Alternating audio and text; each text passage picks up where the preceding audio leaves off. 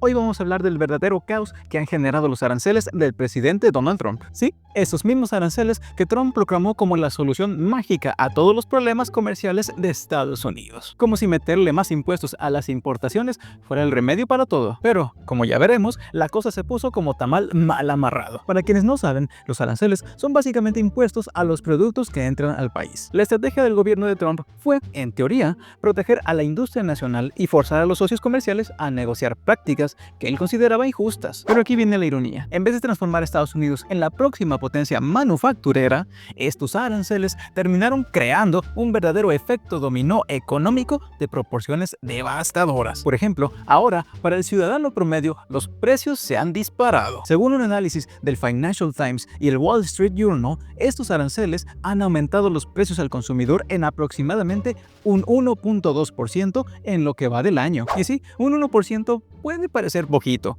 pero cuando se trata de pagar la canasta básica, donde la gente con menos ingresos destina la mayor parte de su dinero, ese 1% se siente como un verdadero puñetazo. Además, estudios indican que la incertidumbre que han causado estos aranceles podrían frenar el crecimiento del PIB entre el 0.6 y el 1% nada más este año. Y ahora hablemos de las empresas. ¿Quién pensó que si subes el costo de las importaciones, tus empresas se llenarían de dinero? Al parecer, los que no tienen empresas, porque la mayoría de las compañías y sobre todo los consumidores terminan pagando la factura. Por ejemplo, en la industria automotriz, con cadenas de suministro que se extienden de México a Canadá y hasta China, la cosa se puso muy complicada. Los altos costos de materiales como el acero y el aluminio han forzado a algunas empresas a posponer inversiones, o peor aún, a replantear toda su producción. Se estima que estos aranceles de Trump han mermado el crecimiento del PIB en Estados Unidos, en parte por la reducción en la inversión empresarial. Y es que, aunque algunos productores nacionales puedan ver beneficios a corto plazo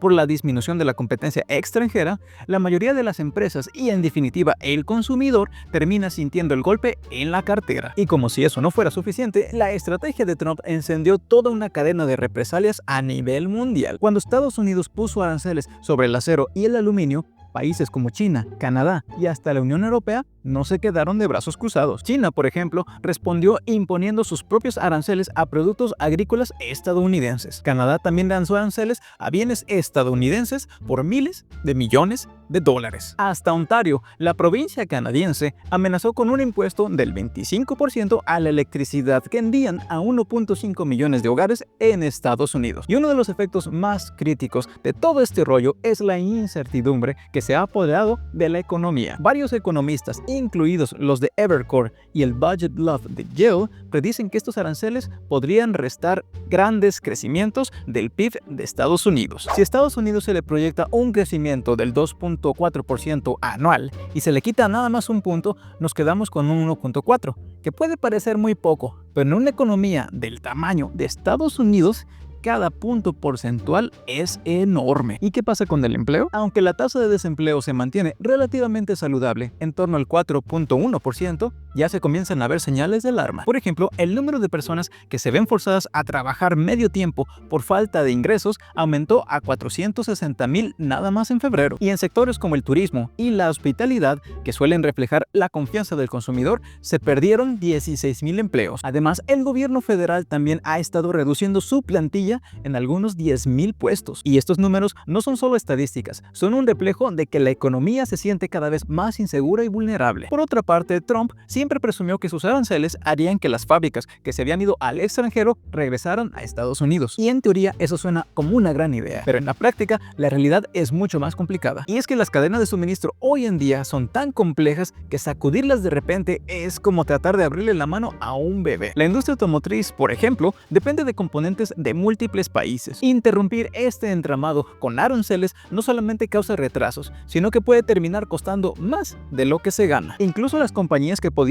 beneficiarse de esta renovación manufacturera se encuentran en un grave problema. Por ejemplo, la empresa Chipotle ha advertido que los aranceles sobre los aguacates mexicanos podrían afectar sus márgenes de ganancia. Y es que en lugar de aumentar los precios para los consumidores, lo cual nadie quiere, han decidido absorber ellos mismos los costos. Y sí, es un movimiento noble, pero también es una señal de que hasta las empresas bien manejadas están siendo golpeadas por la incertidumbre de estas políticas arancelarias. Ahora bien, las políticas de Trump no parecen ser tan malas para todos. todos. Algunos economistas afirman que con el tiempo, el temor a los aranceles podría motivar a empresas a trasladar sus operaciones a Estados Unidos. Por ejemplo, John Laborna de SMBC Nikko Securities incluso dijo que estos aranceles podrían, al final, beneficiar a la economía al fomentar el reshoring. Pero mientras tanto, la gente está pagando el precio. Y no olvidemos la montaña rusa que es el mercado de valores. Desde que entraron en vigor los aranceles, el S&P 500 ha tenido una volatilidad tremenda, llegando a caer por debajo de su nivel más alto,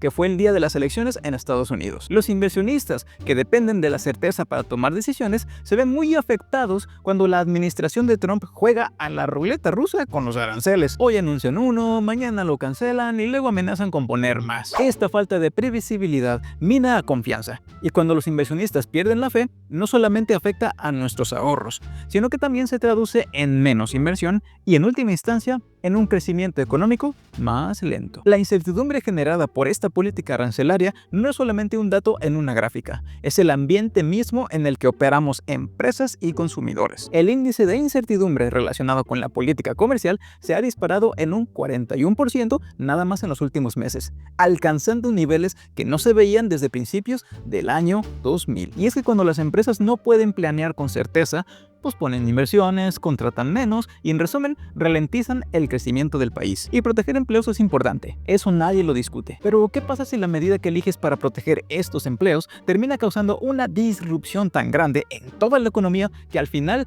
terminas dañando a la mayoría? Es como tratar de arreglar el techo haciéndole más agujeros. Y eso es precisamente lo que está pasando con estos aranceles. La intención era levantar la industria nacional, pero el costo es, en gran medida, pagado por el propio pueblo estadounidense. En resumen, la política de aranceles de Trump se ha convertido en un enigma de múltiples caras. Por un lado, se pretendía que fuera una jugada decisiva para favorecer la manufactura estadounidense y proteger los empleos locales. Pero por otro lado, ha desencadenado una cascada de consecuencias internacionales. Desde aumentos en los precios al consumidor, reducción en el crecimiento del Producto Interno Bruto, represalias internacionales y una incertidumbre que está afectando a la inversión y al gasto en toda la economía, creo que podemos concluir que los aranceles solamente son buenos para la gente que vende pastillas para el estrés.